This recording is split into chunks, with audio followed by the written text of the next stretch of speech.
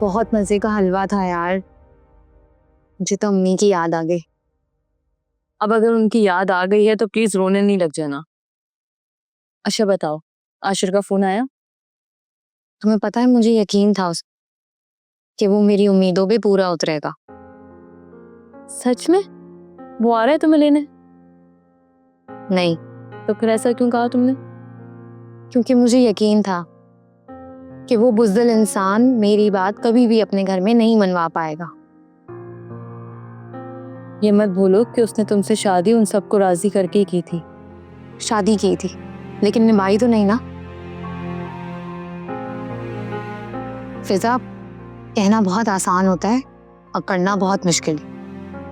लेकिन मेरी दुआ है काश कोई मौका हो जाए। 1 हफ्ता हो गया है, मौजा होना होता ना तो अभी तक हो चुका होता।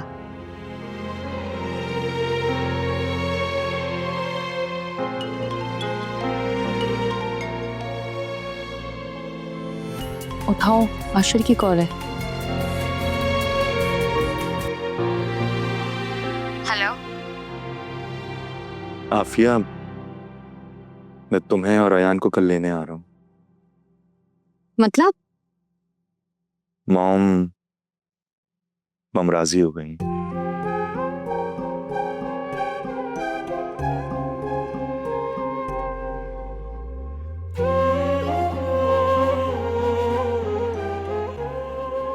क्या हुआ, क्या कहा? आशिर कल मुझे और अयान को लेने आ रहा है और वो ये भी कह रहे थे कि अम्मी मान गई है। सच? ये तो बहुत अच्छी बात है।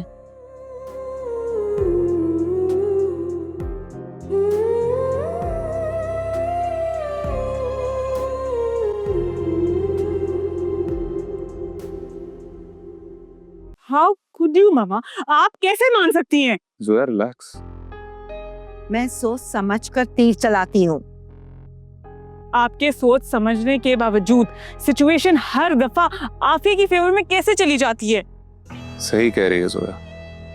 एक फहीम नामी मुसीबत क्या कम थी इस घर में जो आफिया भी आ रही है। अगर ये शादी में रुकावट बनी तो फिर मैं क्या करूंगा? भले इस बार हालात आफिया के फेवर में ही क्यों ना हो, लेकिन वो इस घर में एक नौकरानी की हैसियत से आएगी। क्या मतलब?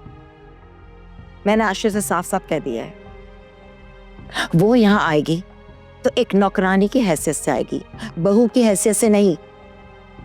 वो दर्जा और वो मुकाम उससे दोबारा नहीं मिलेगा, क्योंकि उसकी हकदार सिर्फ सारा है। आशिफ भाई मान गए?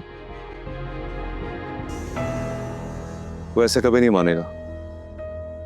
हाँ, वो मान गया है। औलाद की मोहब्बत में वो अंधा हो गया है। इस वक्त जो चाहो उससे मनवा लो। लेकिन आंटी, आफिया को तो आप नौकरानी बना लेंगी, लेकिन उसकी औलाद का क्या करेंगी? सही कह रहे हैं, सारा से कैसे छुपाएंगी? उसे मैं सारा की गोद में डाल दूंगी, वो अयान को संभाल लेगी। हैरत है, आप अब तक उसकी नेचर नहीं समझी। तो क्या करूं मैं? तुम ही मुझे बता दो ना। मेरा बस चले तो उसे मैं जान से मार दूं।